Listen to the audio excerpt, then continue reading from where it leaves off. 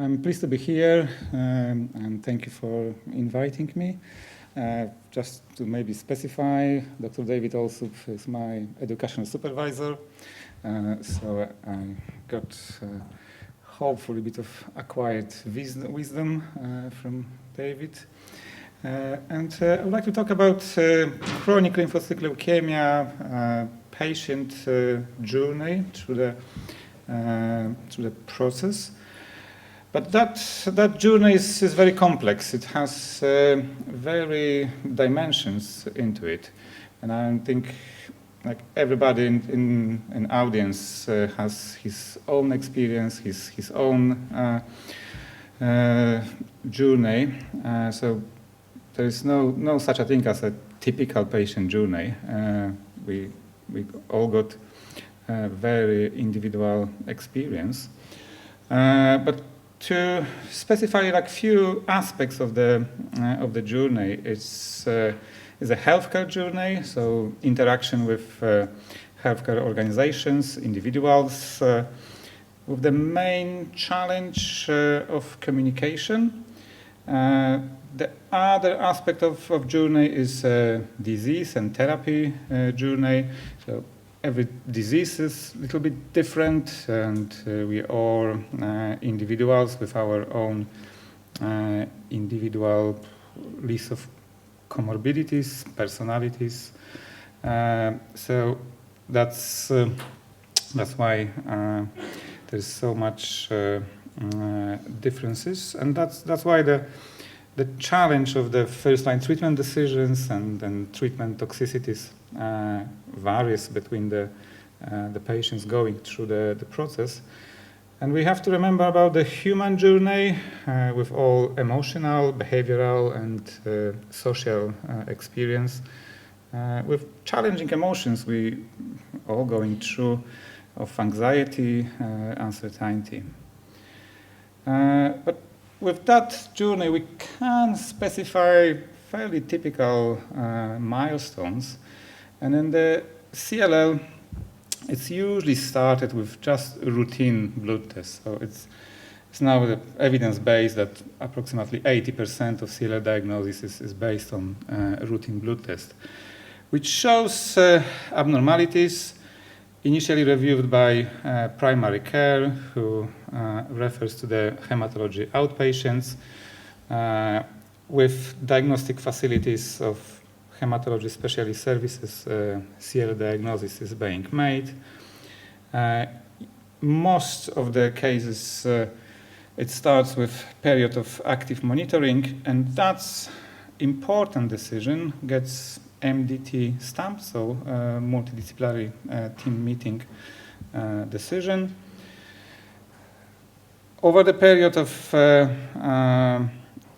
active monitoring, proportion of patients never requires treatment, proportion develops symptomatic progression when the first-line treatment needs to be introduced.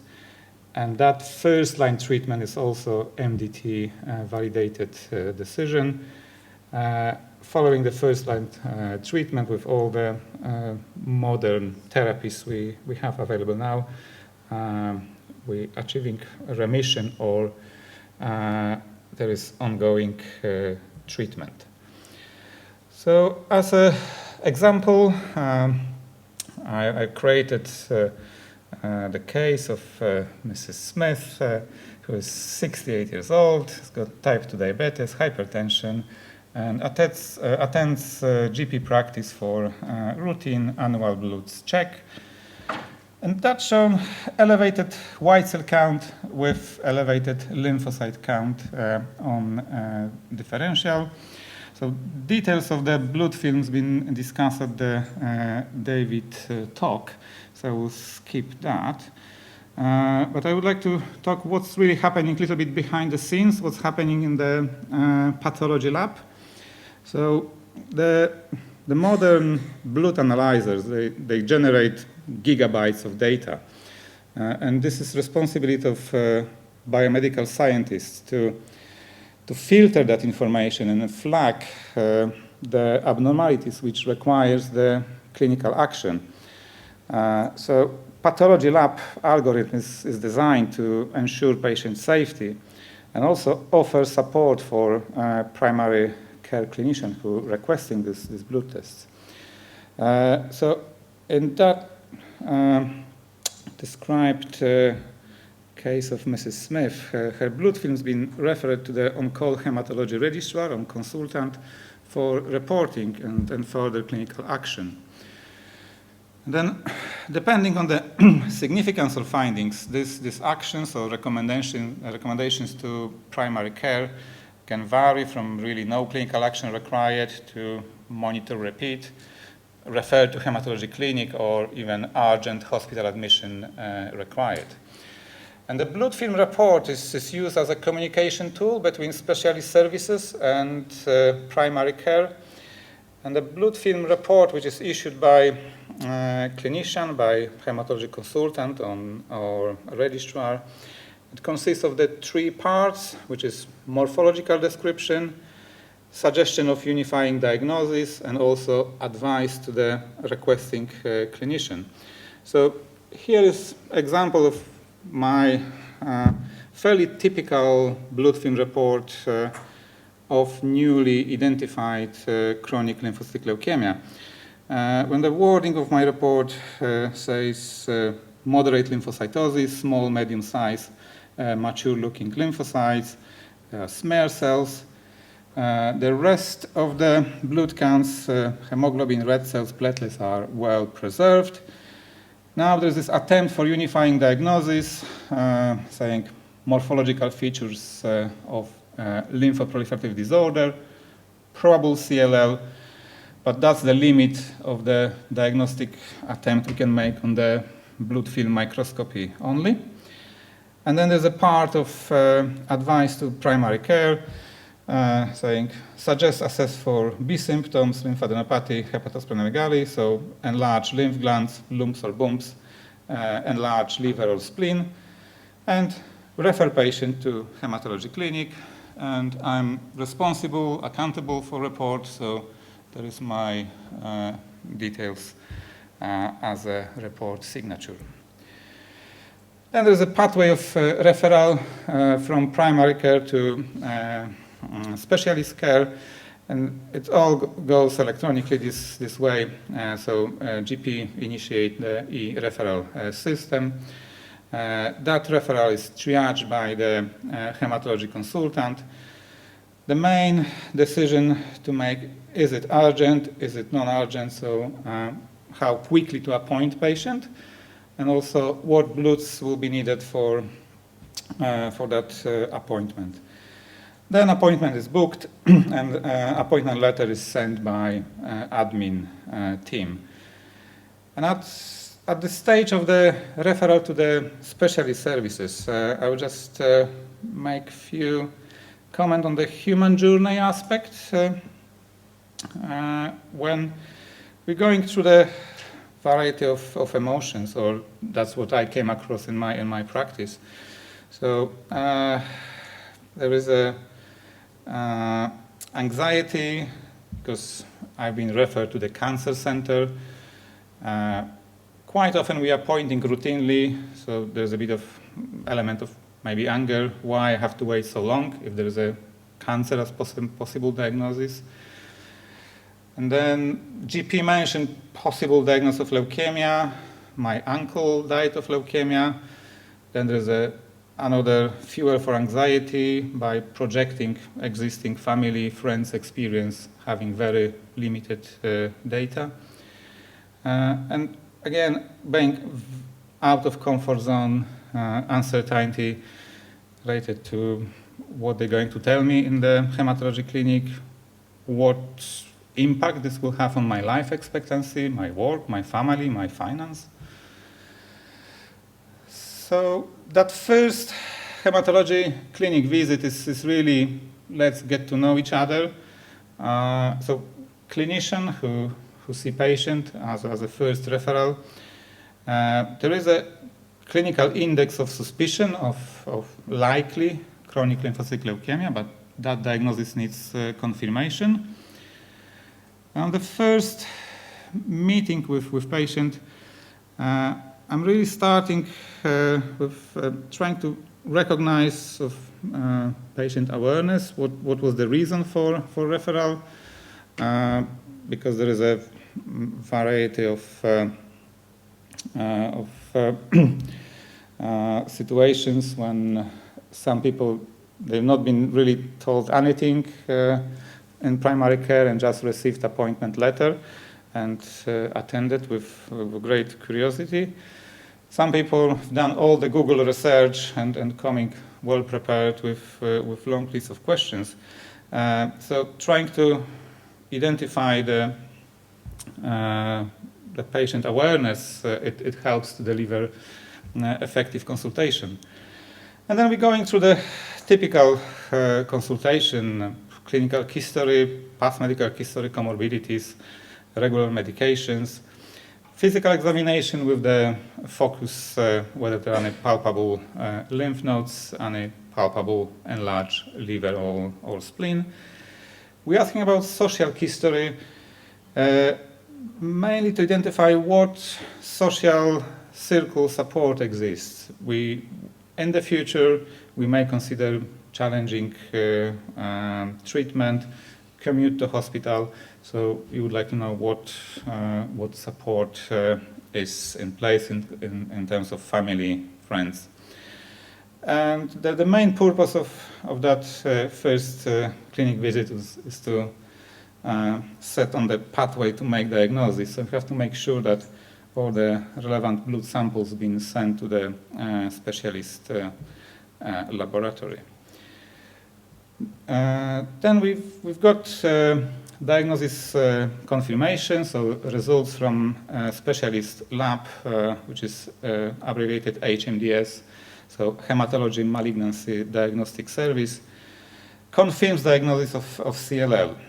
And clinician who's seen a patient in clinic, who's got the most relevant information, submit case for discussion at the multidisciplinary team meeting and presents relevant details at the meeting, where diagnosis is being confirmed and management plan is agreed, and Mrs. Smith attend hematology clinic for her follow-up appointment when this MDT agreed plan will be explained to her. So I make a little stop here to talk about what is MDT. So I used like stock photo for illustration, but that pretty much is representative. It's just conference table with a video link to the external speakers in the specialist laboratory. No tea, no biscuits. It's just the discussion. Yes. And here I would like to talk a little bit more about the MDT in the spirit of teamwork. So here a bit of reference to one of my favorite books talking about the history of mankind from the hunters-gatherers to the modern society. And the main argument of Prof. Harari book is that the Homo sapiens came to dominate the world only because we can cooperate flexible and small and large numbers. And that MDT is a great example of cooperation. And there is another concept of MDT I'm trying to sneak to the table. It's something called wisdom of the crowd. So I will maybe go off topic a little bit to honor this man, Francis Galton. Francis Galton was the first cousin of Charles Darwin, but never became so famous. But he was a Victorian man with very interesting biography. He learned to read at the age of 2. At the age of 5, he was reading in Greek and Latin. Then he developed interest in science, anthropology, biology, statistics. And in 1906, he created a very interesting experiment. So he asked 800 people to estimate what you think is the weight of an ox in front of you. And he very carefully was writing the people's answers.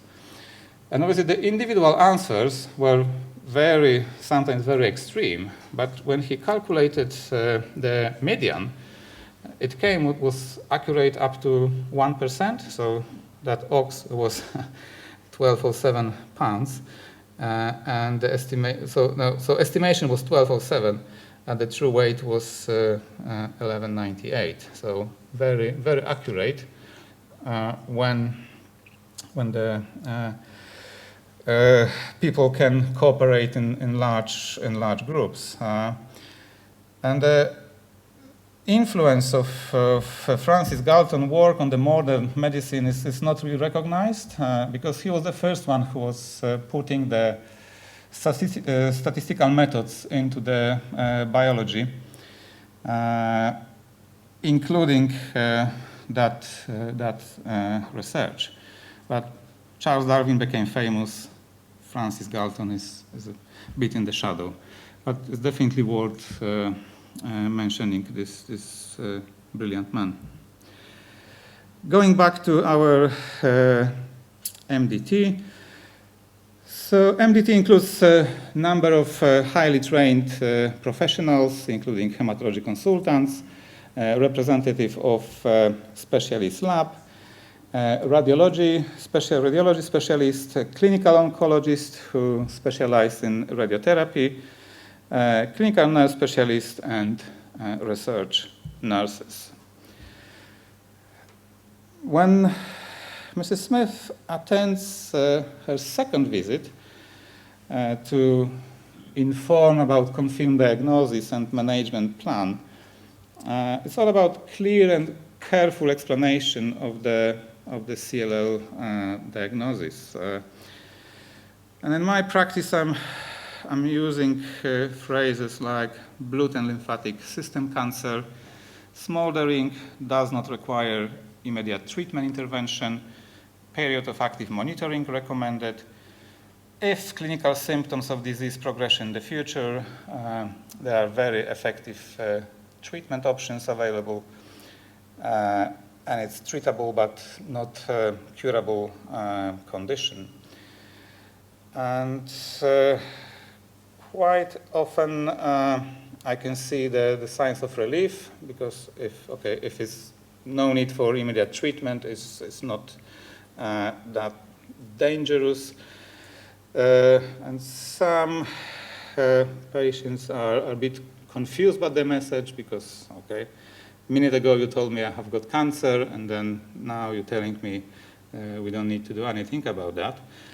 And that's where we come with reassurance that there is good evidence that early treatment intervention does not help people to live longer, and disease progression is usually very slow, and often treatment is never required. When we're delivering this second hematology clinic visit, we are aware that the retention of the information is around 20%. So 40 to 80% of medical information is forgotten immediately. So we really encouraging family members or friends to be present at the consultation, to bring this second pair of ears. We are avoiding medical jargon. We're trying to ensure clinical nurse specialist is present at the consultation, not at this type of consultation, and I'm quite happily letting clinical nurse specialists to let the proportion of the consultation. I'm trying to avoid any lengthy talk, rather encouraging question-answers discussion. And there is a backup with written information provided and permanent record of consultation in the letter format addressed to Mrs. Smith, copied to GP. Now, why that experience can differ from your own experience? I'm trying to say what is the expected standard, and the real life busy clinics sometimes not really allowing to things happen exactly this way. But more we know what is expected standard, the harder we can work towards meeting this standard. So as a healthcare providers, we would like to see that Mrs. Smith left hematology clinic aware of her new diagnosis, reassured that no immediate treatment is required, and then further monitoring will be led by primary care with clear defined re-referral criteria. Mrs. Smith is reassured that the team of highly trained specialists carefully reviewed her case and collectively agreed on the most appropriate management plan. So that's where the MDT principle comes, when all these extreme views are balancing each other, and the agreed management plan is the closest to the true as possible. Mrs. Smith left hematology clinic aware of what are the symptoms of concerns, where to seek help and advice in the future. She's aware that the full blood count check in primary care will be needed every 6-12 months, and she needs to be proactive if not heard anything from GP. And we'd like to provide initial information about the required or recommended vaccinations, and details of that to be communicated directly to the primary care. What's happening 7th year later down the line? Mrs. Smith is 75 years old now. Her diabetes requires now insulin therapy. She suffered myocardial infarct at the age of 73. She has symptoms of heart failure, shortness of breath on exertion with walking distance 200 meters. And her full blood count indicates CLL progression. Lymphocyte count doubled within less than 6 months, and there is now anemia and thrombocytopenia. Clinically, she lost 10 kilograms of weight and complaints of drenching night sweats. Physical examination shows there is a palpable lymphadenopathy, but it's non-bulky, so not very large. Mrs. Smith is re-referred again to the hematology clinic for re-evaluation with up-to-date medical and social history. The cross-section imaging is arranged. We're documenting up-to-date clinical staging, which will be BNet C at this moment. We're assessing performance status using ECOG score. ECOG score goes from 0 to 4, when 0 is fully active, no signs of active disease, to 4, completely disabled, confined to bed or chair, with the interim clinical states at the ECOG 1, 2, and 3. Prognostication at the initiation of treatment. Guidelines says that screening for TP53 prior each line of treatment as minimum, but obviously there is much more prognostic factors, and there is a variability between the cancer centers about how many prognostic factors are assessed. We initiating holistic needs assessment with input of clinical nurse specialist.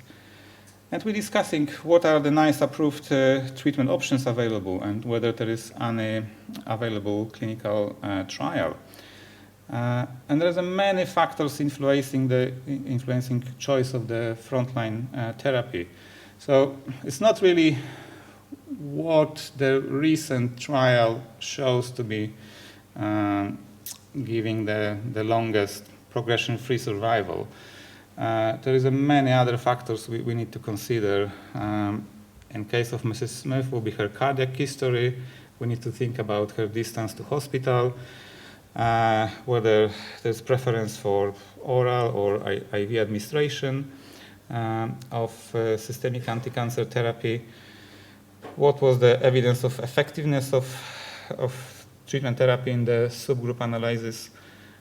What are the kidney liver function? What are the other medications? And whether there's a preference for fixed duration therapy or continuous therapy.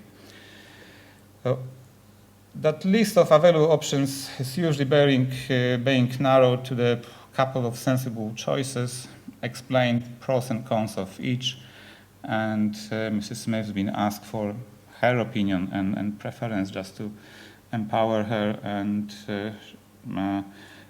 put a little back in control of the process. And written information provided about the treatment options.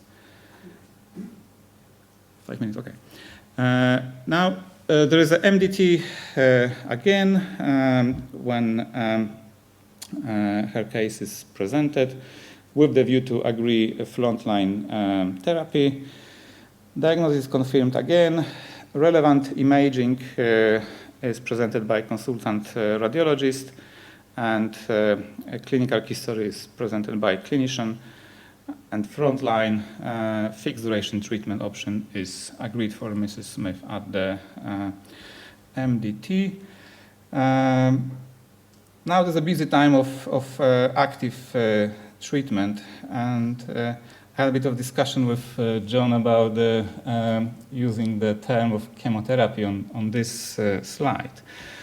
So we're using targeted therapy or systemic anti-cancer therapy really in the CLL. The old-fashioned chemotherapy, FCR, chlorambucil, it's really a history. But in the patient journey experience, the patient will be handed card, and on this card will be written chemotherapy alert card. There is a step with the chemotherapy preparation talk with clinical nurse, and then receptionist will ask you, okay, can I book your chemo talk? So I think that reflects how quickly the paradigm of CLL treatment changed over the years. When the terminology is still around the chemotherapy, but we moved to the very modern targeted therapies.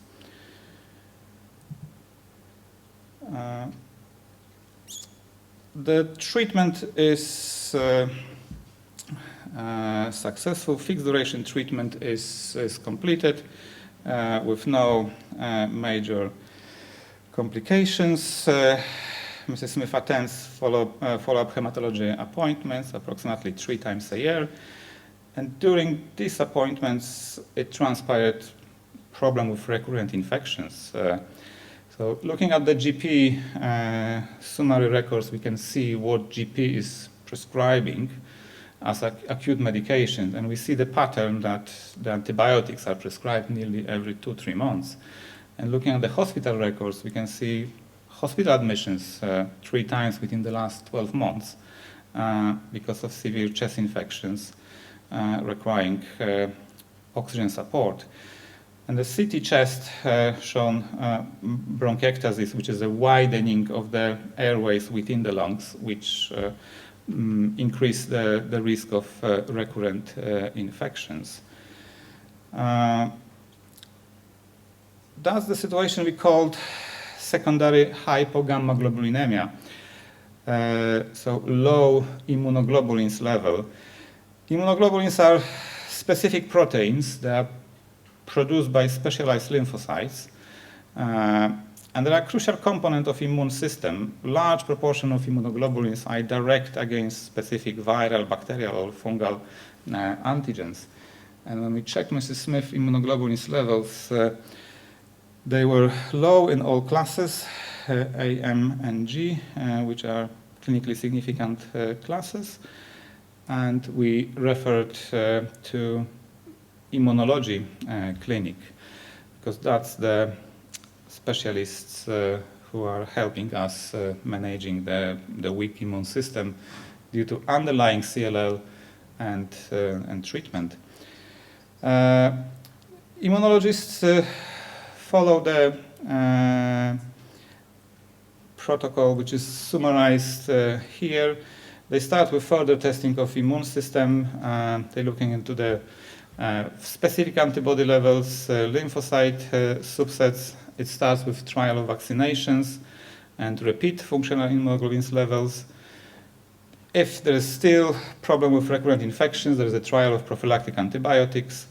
And the last potential intervention, which is commissioning in place, is immunoglobulins replacement therapy. And with hematology clinic input, after additional vaccinations, after optimizing chest care from bronchiectasis perspective, and after initiation of prophylactic antibiotics, the problem with recurrent infection has been resolved. Mrs. Smith remains well and continues regular follow-up with cardiology, hematology, and immunology. Thank you.